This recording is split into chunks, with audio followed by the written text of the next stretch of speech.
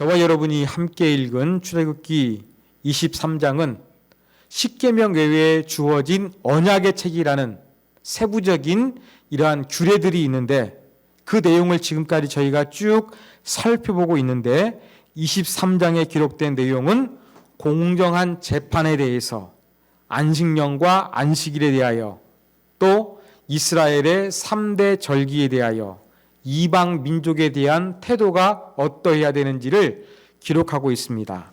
자, 이러한 내용들을 우리가 조금 더 자세하게 살펴보도록 하겠습니다. 자, 1절에 보면은 너는 거짓된 풍설을 퍼뜨리지 말라 그랬습니다. 잘못된 말을 그렇게 널리 알리지 말라는 그러한 말씀입니다. 악인과 연합한다 했는데, 여기에서는 뭔가 악을 저지른 나쁜 사람을 가리키는 것이 아니라 법적인 용어입니다. 그래서 법적으로 유죄 판결을 받은 사람을 지칭하는 말입니다. 법적으로 그 유죄 판결을 받은 사람이 있는데, 그 사람을 도와주기 위해서 위증하는 증인, 위증죄를 범하지 말라, 그렇게 말씀하고 있습니다. 여러분, 이렇게 위증을 하게 되면 피해자가 가해자가 되고 가해자가 피해자가 되는 이 억울한 모습들이 발생하기 쉽습니다. 이것을 막기 위해서 위증을 금할 것을 말씀하셨습니다. 2절에서는 민주주의의 대원칙으로 우리가 이해하고 있는 이 다수결을 따라하는 것을 조심할 것을 말씀하고 있습니다. 다수가 항상 옳은 것은 아닙니다. 그러나 다수, 많은 사람들이 대세를 이룰 때에 그것을 거부할 수 없을 때가 참 많이 있습니다.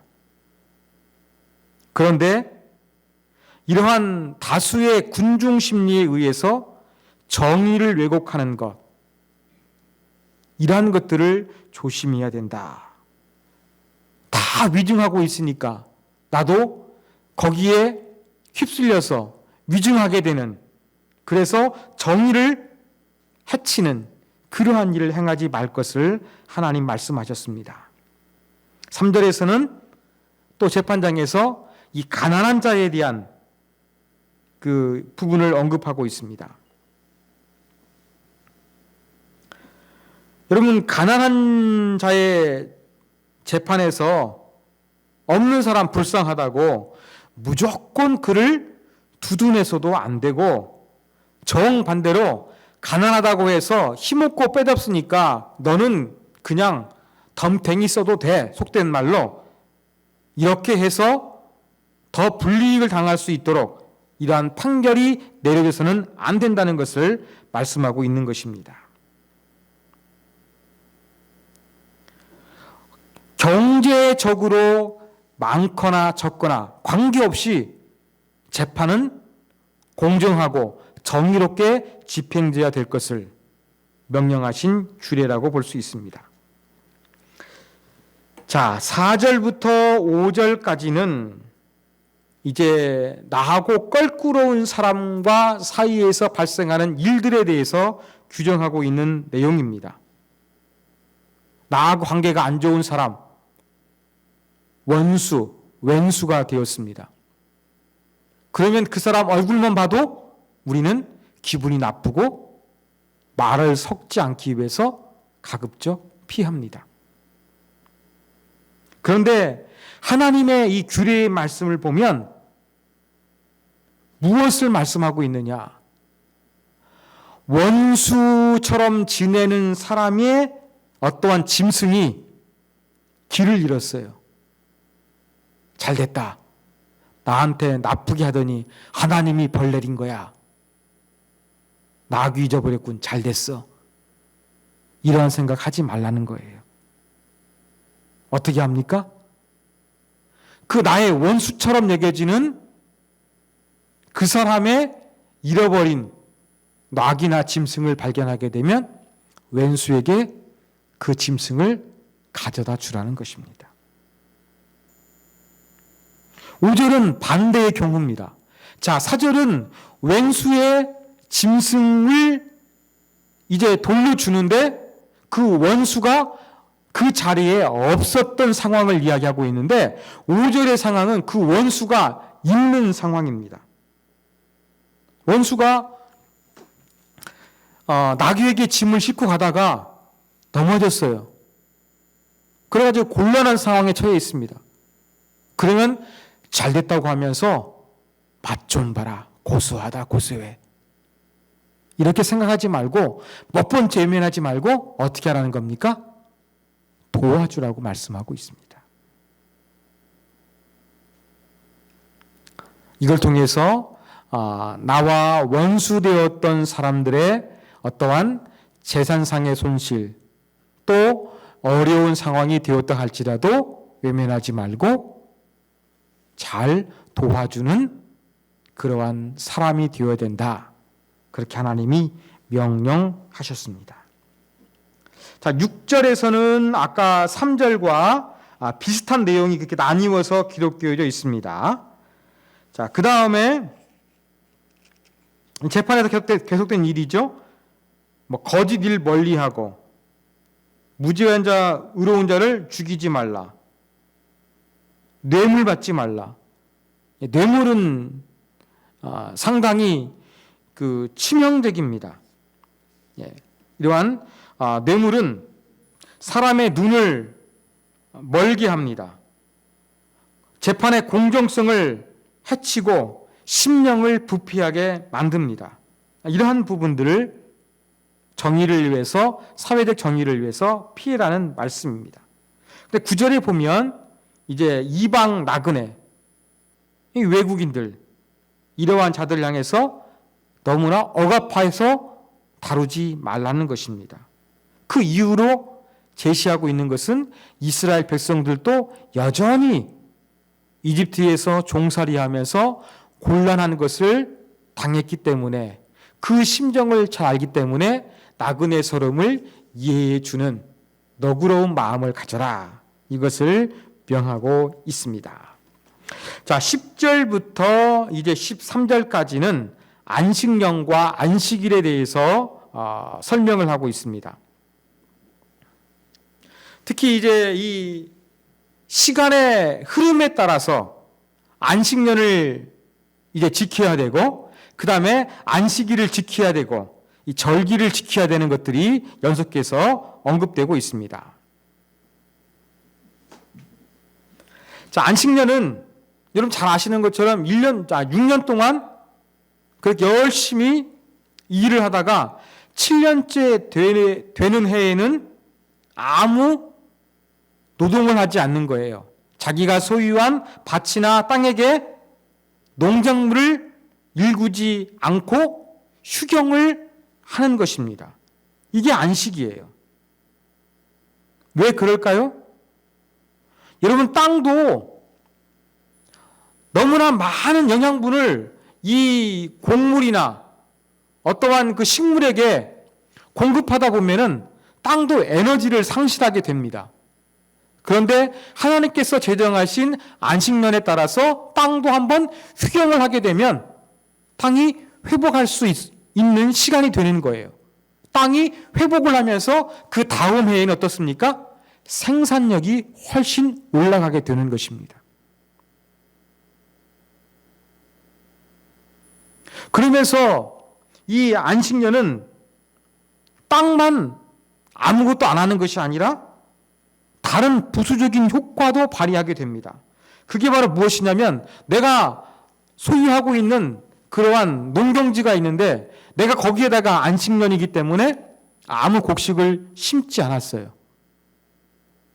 그러면 그 땅은 완전히 아무것도 심지 않았으니까 그냥 그 사막처럼 되어 있을까요? 아니죠. 항상 심었던 곡식의 씨앗들이 땅에 떨어져 있을 것입니다. 내가 밭을 일구지 아니하고 그 땅을 일구지 아니했다 할지라도 이미 뿌려진 그 씨앗들 때문에 그 안식년에도 여전히 무언가 식물의 소출이 있을 것입니다. 그러면 그것을 어떻게 하느냐? 가난한 사람들, 연약한 사람들이 그것을 먹게 하는 거예요. 그리고 사람이 먹고 남은 것이 있으면 짐승도 먹게 하는 거예요.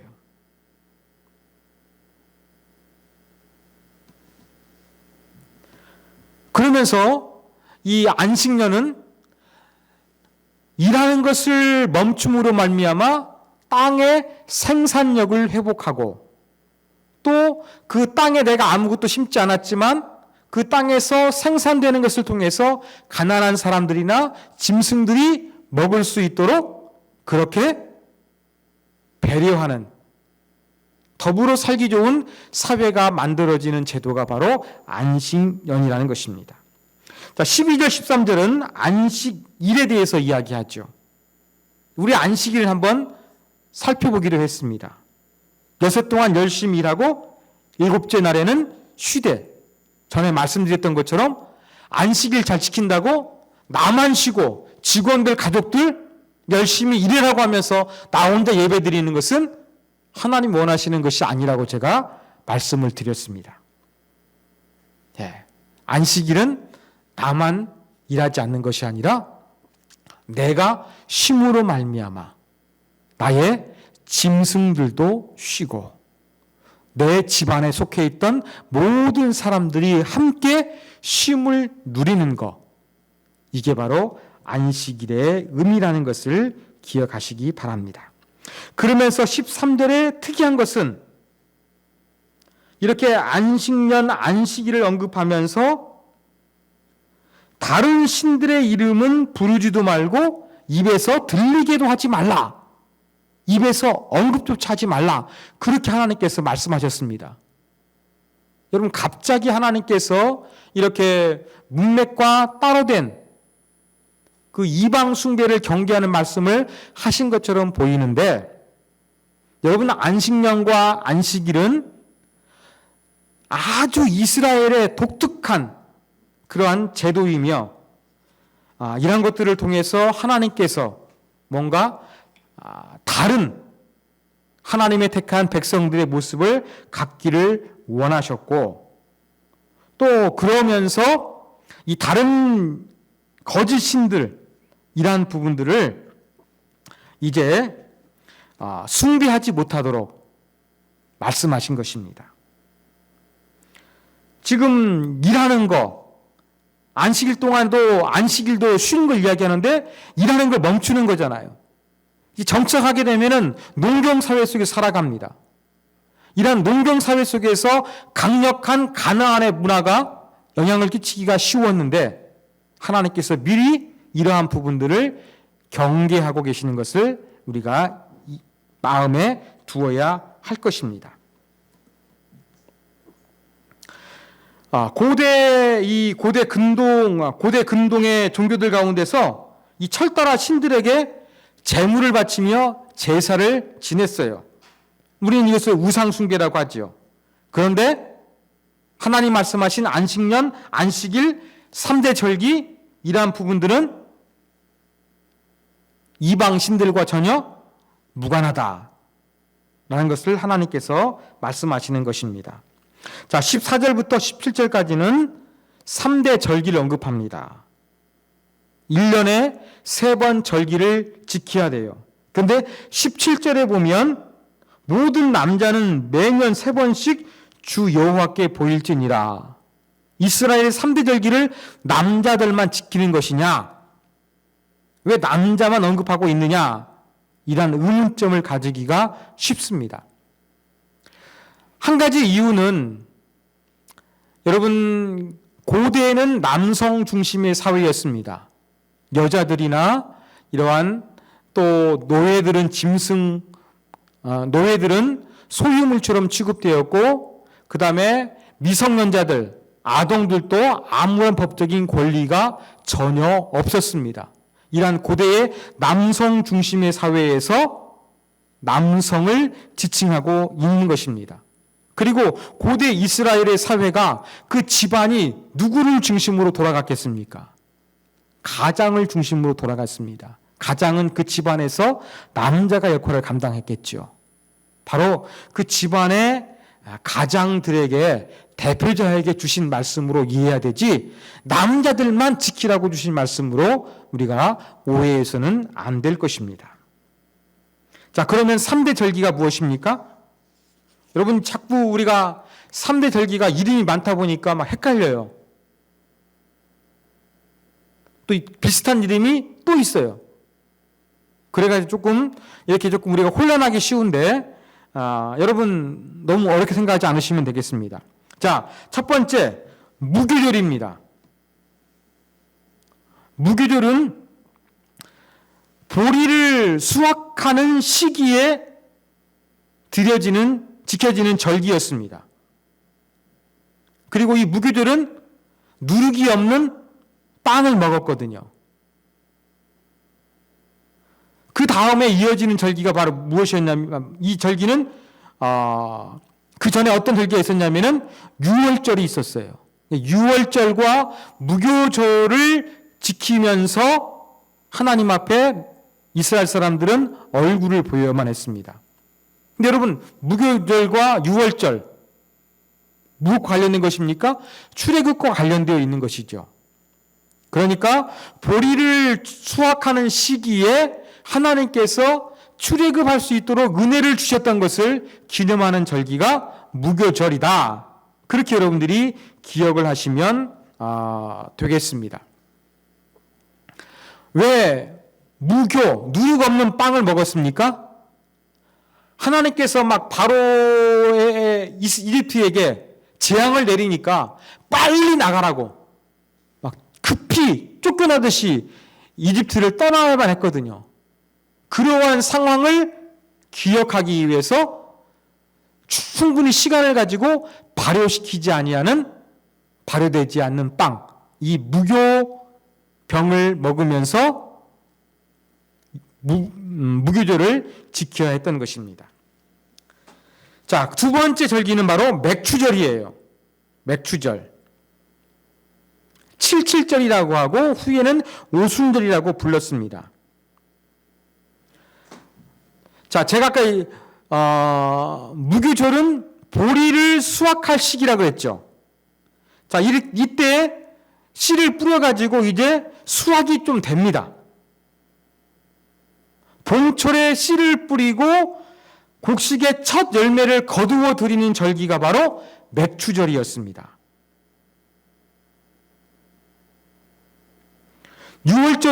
무교절은 보리 수확을 알리는 절기예요. 그러면 맥추절은 이제 밀 수확의 완성을 알리는 그러한 절기였습니다.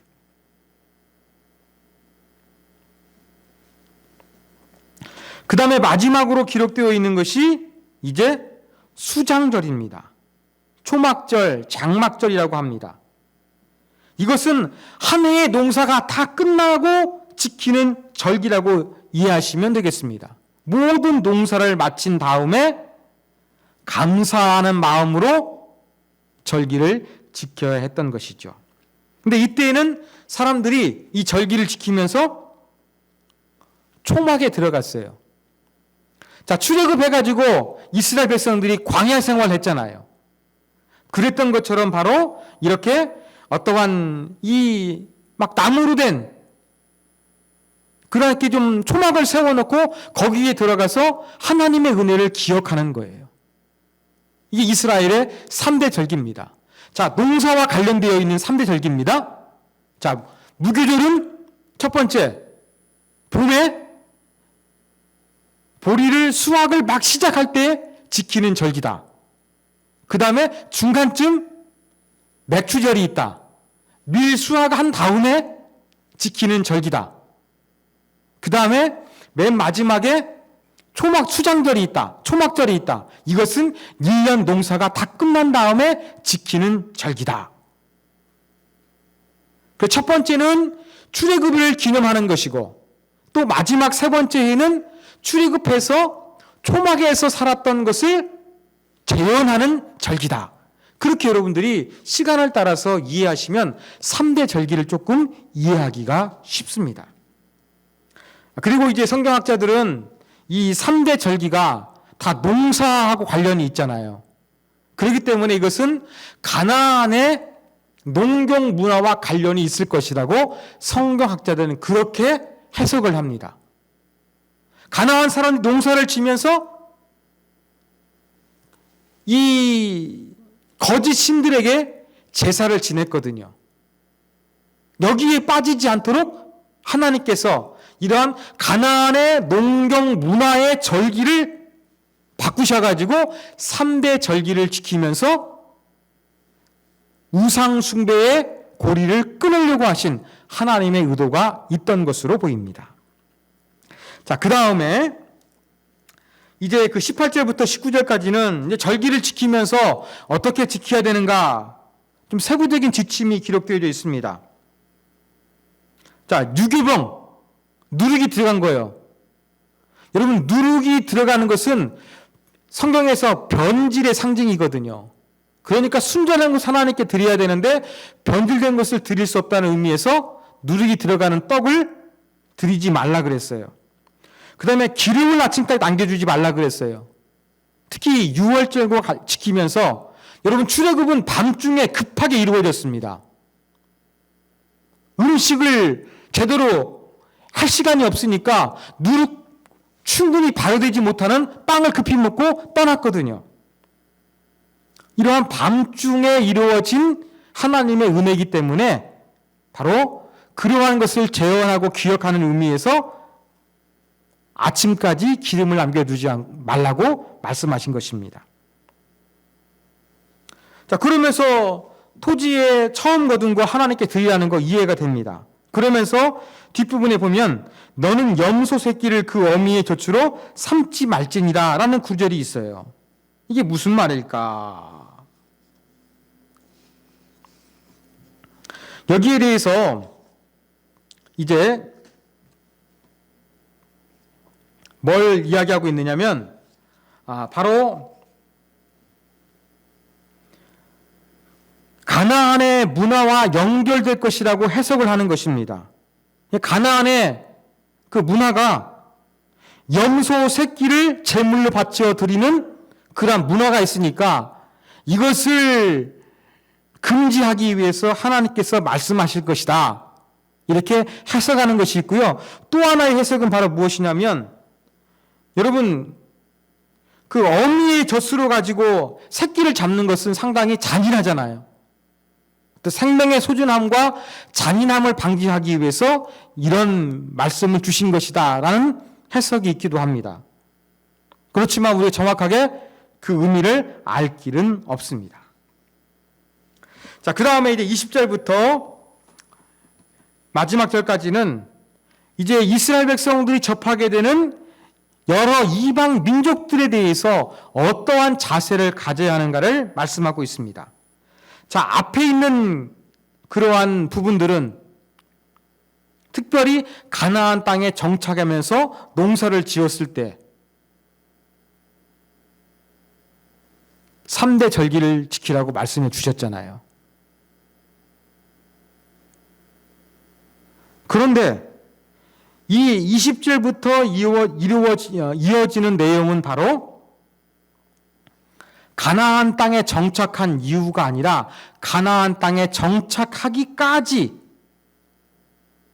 이스라엘 백성들이 만나야 되는 이방 민족들에 대한 경고의 메시지를 하나님께서 주신 것입니다. 특별히 이 가나안 6민족이 있는데 이러한 가나안 민족들이 섬기는 신들 인정해서도 안 되고 또 그들의 종교적인 어떠한 상징들이 있으면 그것들을 전부 다 없애버려라. 그렇게 하나님께서 말씀하셨습니다.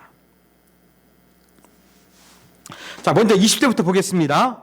자, 내가 사자를 내 앞에 보내어 길에서 너를 보호하여 내가 너를 예비한 곳, 가나안 땅이죠. 이르게 할 것이다. 말씀하십니다. 여기 사자는 바로 누구냐면은 하나님 부르시는 천사입니다. 그래서 이스라엘 백성들을 목적지까지 하나님께서 인도해 주실 것이다. 그렇게 말씀하신 거예요. 하나님은 목적지에 들어가서 절기를 잘 지켜라, 이것만 말씀하신 것이 아니라 그 목적지에 들어가기까지도 내가 너희를 보호하고 지키기 후 인도하기 위해서 내가 사자를 보낼 것이다, 그렇게 말씀하고 있습니다. 이렇게 하나님 보내시는 사자에 대해서 어떻게 해야 된다고요? 잘 순종하고 따라야지 거역하면 안 된다, 그렇게 말씀하고 있습니다. 하나님이 보내시고 하나님의 그의 이름 가운데 두셨기 때문에, 하나님이 함께 하시기 때문에 이 사자의 말을 잘 들어야 된다, 그렇게 말씀하시면서 이방신을 섬기지 말라, 그렇게 경고하십니다. 그러면서 25절, 하나님을 섬기면 어떠한 축복을 얻을 것인가 말씀하고 있습니다. 25절과 26절, 여호와가 너희 양식과 물에 복을 내리고, 먹을 거 얼마나 중요합니까? 너희 중에서 병을 제하리니, 코로나 바이러스와 같은 암과 같은 질병으로부터 하나님께서 보호해 주실 것이라고 말씀하십니다. 26절, 낙태하는 자가 없을 것이다, 임신하지 못한 자가 없을 것이다. 고대에서 다사는 상당히 중요했습니다. 이러한 자녀를 낳는 축복을 주실 것을 말씀하고 있습니다. 내가 너의 날수를 채우리라, 장수의 축복을 말씀하고 있습니다. 자, 이렇게 먹을 것 입을 거가 풍족합니다. 질병에 걸리지 않습니다. 자녀가 번성합니다. 장수합니다. 이러한 축복을 하나님을 잘 섬기면 주실 것이다, 그렇게 하나님 말씀하신 거예요. 그러면서 하나님 경고하는 게 무엇입니까? 가나안 신들을 섬기지 말라는 것입니다. 가나안의 우상들은 특별히 풍요와 다산과 관련이 아주 많았어요. 이런데 유혹하지 말고 나 여호와가 다산과 풍요를 가져다 주는 것이니까 나 하나님만을 잘 섬겨라, 하나님이 그렇게 말씀하셨습니다.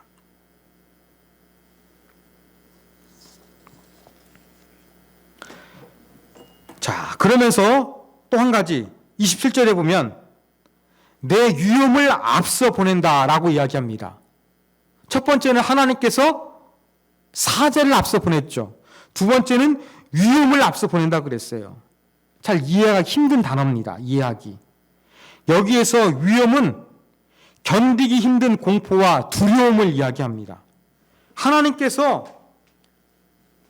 이 두렵고 공포스러움을 이스라엘 백성들보다 먼저 앞서 보내신다는 겁니다.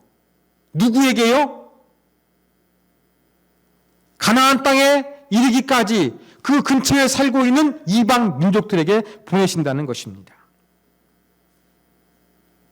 그래서 여러분, 심리전이 참 중요한데 기세가 눌리게 되면 그 경기에서, 그 전투에서 이길 수가 없습니다. 하나님께서 이스라엘 백성들이 손쉽게 승리할 수 있도록 심리전에서 어떻게 합니까? 공포감을 이방 민족들에게 강하게 심어줘가지고 그냥 이스라엘 백성들 앞에서 도망해버리게 만드시겠다, 하나님 그렇게 말씀하신 것입니다. 28절, 또 하나님이 앞서 보낸 게 있어요. 이번에는 왕벌을 이야기하고 있습니다. 왕벌.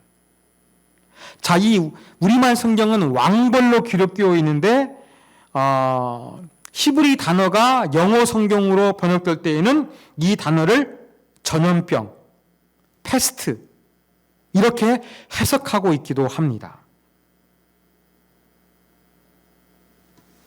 기본적인 의미는 왕벌이에요. 하여간 왕벌의 의미는 무엇이냐? 하나님께서 재앙을 내리시겠다는 거예요.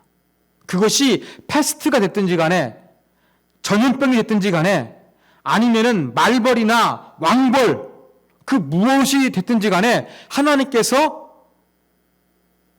이스라엘 백성들보다 앞서서 재앙을 보내시겠다는 것입니다.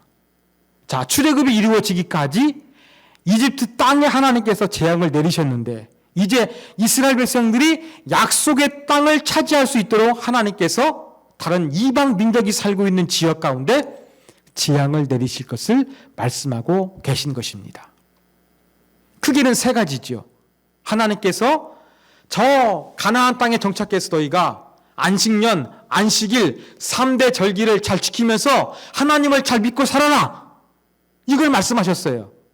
그리고 그 목적지에 가기까지 내가 사자를 앞서 보내서 너희를 보호하고 이끌어 줄 것이다. 두 번째, 심리전에서 이스라엘 백성들을 두려워하는 그러한 공포심을 불러일으켜서 너희들이 손쉬운 승리를 거두게 할 것이다. 애굽에 10가지 재앙을 내렸던 것처럼 너희들보다 앞서 재앙을 내려서 또 그 땅을 쉽게 차지하게 할 것이다. 하나님께서 이것을 말씀하셨습니다. 그런데 이 하나님께서 이 왕벌, 어떠한 재앙을 내리시거든요. 이 재앙 때문에 이방 민족들이 살고 있는 지역이 황폐화되겠죠. 그런데 어떻게 하시느냐? 하나님께서 그 땅을 주시되 천천히 정복하게 하실 것을 말씀하셨습니다. 왜냐하면 너무나 빨리 들어가다 보면 어려움이 있을 수 있거든요. 그러니까 시간을 두고서 천천히 이방 민족들을 쫓아내시고 이스라엘 백성들이 그 땅을 차지하게 하실 것이다. 그렇게 말씀하셨습니다. 자, 그 다음에 31절. 이제 하나님이 주시는 땅의 경계가 정해져 있어요. 아주 이상적인 지역입니다. 그런데 실제적으로 이스라엘 백성들이 하나님이 주시고자 하신 영토를 온전히 정복하지는 못했습니다. 그러면서 또 강조되는 게 바로 무엇입니까? 이방 신들과 언약하지 말라. 하나님은 이렇게 가나안의 이 우상의 유혹이 강력하기 때문에 여러 차례 경고하고 있다는 것을 오늘 성경에서 우리가 배울 수가 있습니다. 이 가나안에 살고 있는 강력한 농경 문화의 우상을 섬기게 되면 너희가 온무에 빠져서 큰 어려움을 겪게 될 것이다. 하나님이 이렇게 경고하고 계십니다. 자, 이러한 내용 살펴봤는데요. 우리가 이걸 통해서 얻을 수 있는 교훈점 세 가지를 살펴보겠습니다. 첫 번째, 오늘 말씀을 통해서 우리는 다수의 편에서 그냥 편하게 묻어가려고 하는 동조화 현상에 우리는 조심해야 한다는 교훈점을 넣습니다. 자, 동조화 현상. 이게 무슨 말이냐? 옳고 그른 거에 대한 분명한 소신과 판단을 자신 있게 하지 못하고 많은 사람들이 결정하는 대로 그냥 따라가 버리는 현상을 이 동조화 현상이라고 이야기를 합니다. 다른 사람들이 전부 다 옳소라고 외치는데 나 혼자 아니요라고 외쳐가지고 내가 왕따를 당하고 따가운 눈총을 받을까봐 아니면 그들로부터 불이익을 당할까봐 두려워가지고 양심껏 소신껏 발언하지 못하는 거예요. 그러면서 잘못되고 이게 이것이 아닌데라고 하면서도 잘못된 대다수의 사람들의 목소리를 따라가고 그대로 행동하는 것. 이것이 바로 동조화 현상입니다. 민주주의는 다수결의 원칙이 지배하고 있습니다. 그러나 다수결이 항상 진리는 아닌 것입니다. 여러분, 우리는 이렇게 다수 편에서 그냥 우리말로 그러죠. 많은 사람들이 따르는 대세에 묻어간다. 이게 무난하게 삶을 살아가는 자세인 것은 분명하지만 어떤 때는 분명히 아닌 경우가 있거든요. 이럴 때는 분명히 아니라고 말할 수 있는 하나님의 사람이 되어야 한다는 교훈점을 넣습니다. 이 동조화 현상에 우리가 조심했으면 좋겠습니다. 특히 심리적으로 이 동조화가 양극화되어 있어요. 보수와 진보, 젊은이와 늙은이, 남성과 여성, 잘 사는 사람과 가난한 사람, 이런 거에 따라 가지고 아주 심리적으로 양극화가 되어 있거든요. 어떠한 사람은 자신의 이득을 위해서 부자의 편에만 쓰려고 하는 거예요. 뭔가 콩고물이라도 나에게 이득이 있을까봐 부자의 편에서 쓰려고 노력하는 사람이 있습니다. 근데 어떤 사람은 이 잘못된 정의감을 가지고 있기 때문에 무조건 부자는 나쁜 사람이고 처단의 대상이고 가난한 사람이 마치 진리인 것처럼 무조건 가난한 사람의 편을 든 사람이 있습니다. 여러분, 그리스도인들은 이러한 극단적인 이 동조화 현상에 조심해야 되겠습니다. 우리는 무조건 부자의 편에서만 서도 안 될 것이고 무조건 정의를 위한답시고 가난한 사람의 편에 서는 것도 옳지 않습니다. 어느 한쪽에 치우치는 것, 다수나 소수냐, 어느 편에 극단적으로 치우치는 것보다 우리가 가져야 되는 것은 무엇입니까? 진실함과 정의예요. 공정함이에요. 하나님 말씀에 비추어서, 하나님이 주신 양심에 비추어서 때로는 많은 사람들이 울소라고 외쳐도 아닐 때에는 당당하게 아니라고 말할 수 있는 것. 그리고 어떠한 양극화된, 극단화된 사회의 그 구조 가운데서 어느 한쪽에 치우쳐져 있는 것. 이것은 그리스도인의 바람직한 자세가 아니라는 것을 우리가 기억하기를 간절히 바랍니다. 동조하지 마시고 하나님이 주신 말씀과 양심에 따라 진리와 정의를 선택할 수 있는 사람이 되어야 할 것입니다. 두 번째 교훈입니다. 여러분, 관계 회복의 기회를 잘 활용할 수 있는 하나님의 사람이 되어야 합니다. 무슨 말이냐? 아까 우리 앞부분에 대해서 나와 원수처럼 여겨지는 관계가 틀어진 사람의 재산권 이야기를 한번 말씀을 드렸죠. 나와 원수가 된 사람의 짐승이 길을 잃어버렸어요. 얼마나 고소합니까? 나한테 잘못하니까 천벌을 받았다. 얼마나 고소합니까? 이라한테도 갖지 말라는 거예요. 또 많은 경우에서 어떻게 합니까? 주인이 없는 짐승이 발견되면 누구 건지 알지요. 그런데 아무도 없으면 어떻게 하겠습니까? 내 걸로 삼으면 되는 거예요. 조금 바꿔가지고 내 짐승으로 소유를 만들어버리면 되거든요. 이게 사람들의 일반적인 마음 아니겠습니까?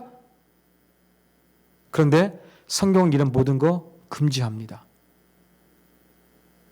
어떻게 하라고요? 나와 원수되었던 사람에게 그 짐승을 돌려주라는 것입니다. 나와 원수된 사람이 나귀의 짐을 싣고 가다가 나귀가 쓰러졌어요. 나귀가 쓰러지고 또 막 짐이 여기저기 너저부르게 되었어요. 그때 어떻게 합니까? 도와주라는 겁니다. 상황이 안타깝기 때문에 도와주어라. 그러한 의미 이상의 뜻을 가지고 있습니다. 여기에는. 어떠한 의미가 있겠습니까? 나와 원수가 된 사람이지만, 나와 불편한 사람이지만 그 사람이 힘들고 어려웠을 때 내가 선을 행함으로 말미암아 그 사람과 관계 회복을 하라는 것입니다.